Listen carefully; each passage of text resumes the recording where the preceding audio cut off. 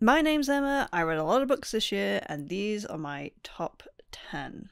So we have made it to 2023, but I feel like before I can properly start the new year, I need to look back and see what I really enjoyed from last year. I read 62 books. It's not entirely accurate because that kind of includes first volumes of mangas, but not the rest. So it's not fully including manga, but it's including them a bit. I've got a whole thing. I read a lot of good books this year, so picking the top 10 was kind of tricky. So I actually debated splitting this list in two because it weirdly ended up being 50-50 Japanese fiction and fantasy. But I thought, let's stick with the top 10. Let's hold on to tradition. And also it means I only have one video to make. But before we get into it, I want to discuss honourable mentions and a disqualification. So I didn't read a huge amount of non-fiction, but if I did, the two best books that I read were We Have Been Harmonized and Putin's People. We Have Been Harmonized is definitely the easier read in the sense of it is easier to read, but it is still a tough subject. Very interesting, very eye-opening. Putin's People, on the other hand, is also eye-opening and interesting and kind of terrifying. It's a little bit historical, but then it sort of catches up to more recent events. And it really taught me a lot, but it's not an easy recommendation because it is very hard to get through. Storygraph told me that it apparently took me 89 days to read that one. Yeah, but I did it. Also in the honorable mentions is Quarantine Comics. These were written by the artists during the UK lockdowns, so I saw a lot of similarities between her and my life at that time.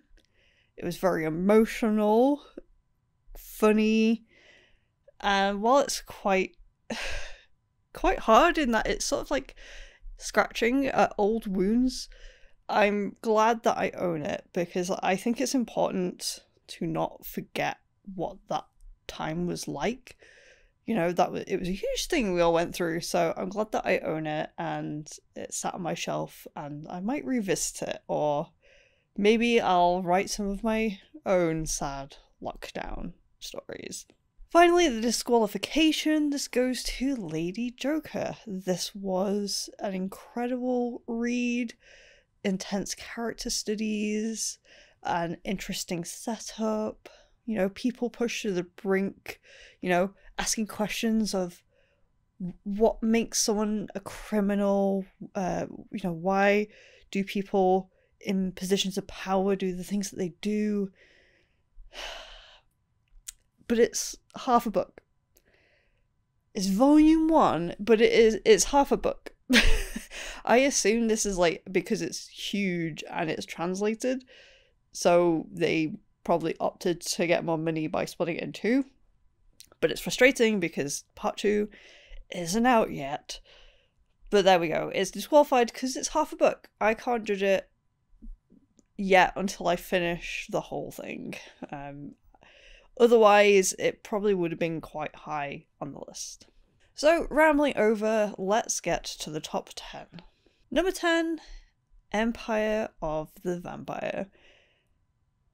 I finished reading this right at the start of the year, which means this time a year ago, pretty much. I've seen people more recently pick this up and kind of mock it a little bit for being a bit edgy, a bit cringy. So that might be your experience with it, but I had a blast. I had a lot of fun. I really enjoyed this sort of like fantasy take on vampires. What I mean by that is that it's not our world, it's a fantasy world where they are now in charge, and I like seeing this hero, this anti-hero, like, basically there's a lot of tropes, and they're not new, but you're gonna have a lot of fun. You know, it's kind of like when you have a new shonen anime to watch. You know the tropes that are gonna pop up. Sometimes you might have felt like you've seen it before, but you can have a blast the whole way. And also, illustrations were a bonus. Number 9, Harrow the Ninth. Yes, I've put Harrow the Ninth at number 9. Kind of couldn't resist doing that once I realised. So, Harrow is a bit lower on the list because I did spend a lot of time not knowing what was happening. And that's pretty common for people who've read Harrow, you know, not just me being a dumbass. But it's all done with a purpose, so you can't be fully mad. And you get a great payoff towards the end. I remember seeing someone on Twitter kind of describe Tamsin's writing as anti-fan service. So she knows what the writer wants and is dead set on not giving it to you, but instead giving you something much smarter.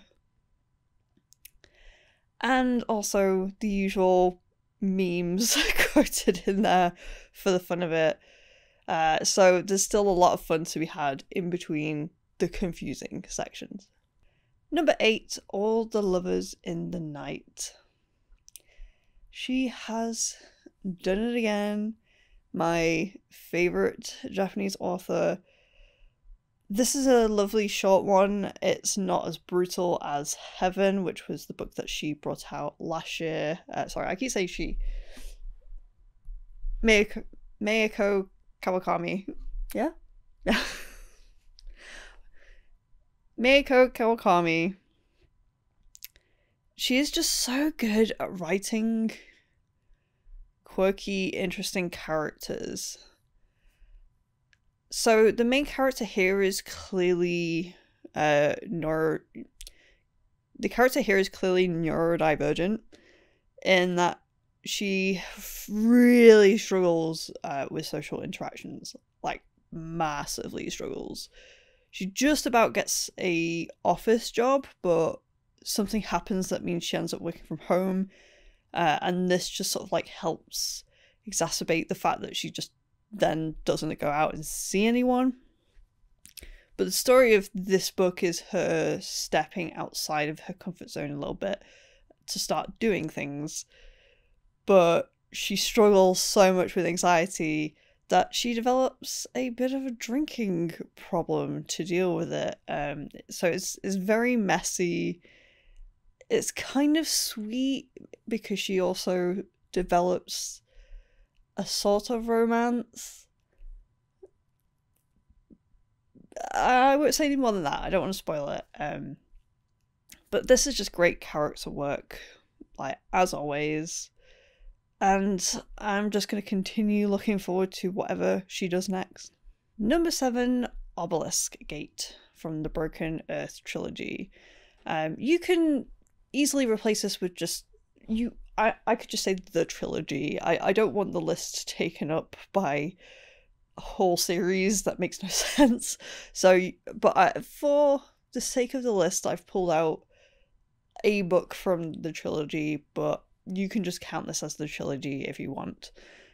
Broken Earth is yeah, it was worth the hype. I was kind of intimidated by the series. I knew it had a really high praise, and I thought I would struggle with it. All I will say is that the first couple of chapters are a bit disorientating, and they seem like they're going to be this really grand, confusing story, but get through those, start reading the story proper, and it's a lot easier than it first seems. Really amazing characters, a properly brutal world. I don't know if I would want to exist in this fantasy universe. And it's a really lovely story. Well, lovely is maybe not the word, but it's a fascinating story about like sort of a mother-daughter relationship, but it definitely goes into motherhood quite deeply in a number of different ways. N.K. Jemisin, she is fantastic. Yeah, I have nothing but high praise for this series. Number 6, Babel. Yes, the big fantasy release of the year is here. I really debated where it belongs on the list. I think it is the back half for me, but it really deserves the praise that it gets. For me, when I've read so many books that kind of like cover British history, and you know, I'm a white Brit, so it was really great to see historical fiction with a bit of fantasy, but told from the point of view of characters who are not white and what that means for them. You know, every so often I think about the friends that I've had through school and maybe the mistakes that I might have made, their experiences, but mostly I just enjoyed the story. I'm sure this resonated with a lot of people. And oh boy, does it go places. I really thought this was just going to be an academic romp for a couple of years, but yep, it goes places. You know, we're dealing with colonization, and we are dealing with it hard. You know, it is called The Necessity of Violence, so you do kind of know where it's going. Number 5, Children of Dune. I read 2 Dune books this year. What was the second one? Is Dune Messiah is the second one. I've heard people like prefer that over either the first Dune or this. And I don't quite get it. I didn't think Dune Messiah was that interesting. It just kind of rounded things off for me. But Children of Dune, it just keeps going into weirder places, and I just love it for that. So I'm very much looking forward to God Emperor. I'm hoping to get that read to this month. But yeah, Children of Dune. Not much to say because it's spoilers at this point. But I'm loving my continuation of the Dune journey. Number 4, Out. It's amazing that out of the same collection of books, so many have been my favorites of the year. So this one is put in the Japanese classics, but it is a 90s book, so it's me, I guess, just hitting that classic category. But this is a thriller, but it is not like the Western thrillers you would have read. I don't even know if this is like normal for Eastern thrillers. I don't know if that is a set type of thriller in places like Japan. But this was way more focus on character studies. Like, I've done a whole big review that I did at the start of last year. So please go watch that. But yeah, a lot of character studies. We get to learn about the lives of these women who work in a factory, who work a horrible night job. They've all got crummy lives, and they all get involved with this horrible crime. And the thriller aspect just comes from this growing tension of wanting to see what happens to them because of their involvement. So I think I liked it because there wasn't a big mystery. I think I've realised that Western thrillers might not be my thing because I just want to get to the twist and leave. So don't give me a book where there's a twist, because all I care about is that and nothing else. So whereas this, there's no twist really. It's just taking its time to get to know the people involved in this. And then in the distance you can see the comeuppances happening or coming. And absolutely amazing. I really want to read another book by this author. But if you're into thrillers, give it a try. So we reached the top 3, and before I start listing them, I will say, to be honest, these could all be at the top of the list. They could all fight for space, so if you are the kind of person to get slightly mad that I'd put something second rather than first, don't worry about it. You could consider them all joint first for how much I enjoyed them. Number 3, Final Empire, Mistborn. Yes, I read Mistborn for the first time this year. I read all 3, so, like Broken Earth, you could consider the whole trilogy is taking up this spot. But I picked out Final Empire especially because by page 150, I was fully pulled in, and I was reading like 150, 200 pages a day at times because I just could not put it down. And that is such a rare thing for me that I just I had to put it so high on my list. I was very happy that Stormlight Archive wasn't going to be an exception.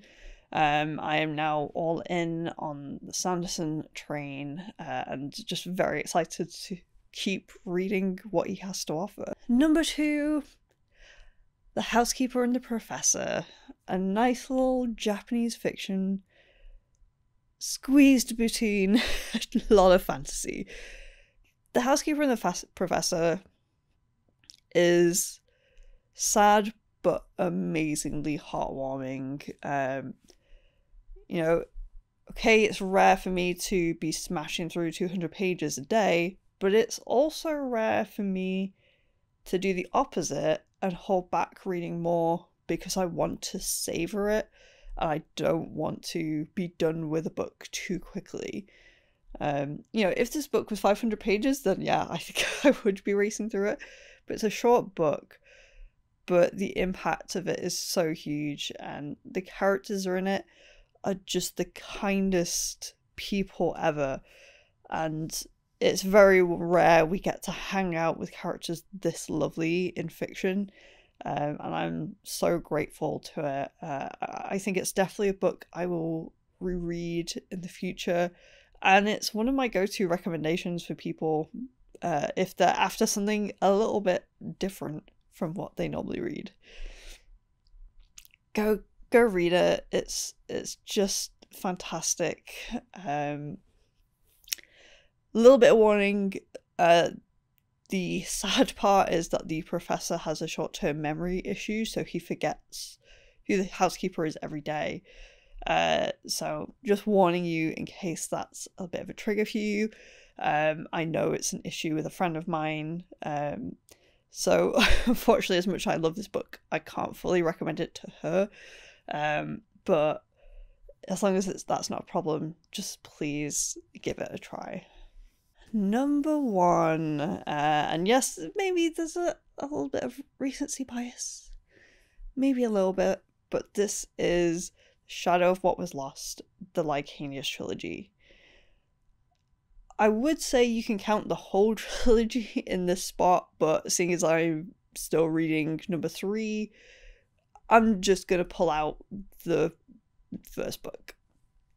And I'm pulling out the first book because I think the second was a slight dip down for me, just because I think a lot of the background that was being placed down was maybe went on a little bit too long for me. It was maybe too many flashbacks. But the first book just really was a big surprise in how much I loved it. I fell in love with the characters. As I've said before, we ended up in a nice rhythm where we would jump between like 4 different points of view, and I was always happy to join the next character. There was no part of the story that was like the boring bit, no one let the side down. It was just always exciting to see what was happening next. And the time travel element was a complete surprise to me. And so that was fun to see, and I'm excited to see where that's going to go. Like, time travel isn't like a story trope I'm that interested in, but I've never seen it quite utilized like this, or at least not in a typical epic fantasy. I also think book one wins because we are slowly introduced to people bit by bit. So there's less confusion than I had with book two and now the start of book three. There's a lot of people to keep track of. What I would recommend is find a glossary of characters if you can to help you out, because by the end of book one, names were being flung at me and I'd forgotten who they were. Or maybe that's my fault, but there is a glossary in book two to help things along, so that's cool. I don't think there's anything else I could say about it because it's quite as it is with books that are this epic and big in scope, it's hard to talk about it without talking about it for like a full hour. So I'll just say I love the characters. I kind of like the magic. The magic is sort of like, I think, in the middle ground between hard and soft. There's definitely things that the augurs can and can't do. But there is, if you like your magic to still have that mystical feeling, that's, you know, it's not too hard, then you will enjoy this. But also I do appreciate that in book one there's hard limits. That means that the two main characters just can't use their magic at all, otherwise they risk being found and killed. So it was nice to see that limit put on them very early on.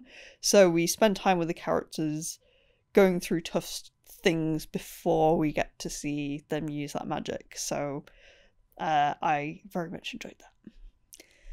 And there we have it. Please let me know, how many books did you read this year and what books would make it to your own personal top 10 list? I'd love to know.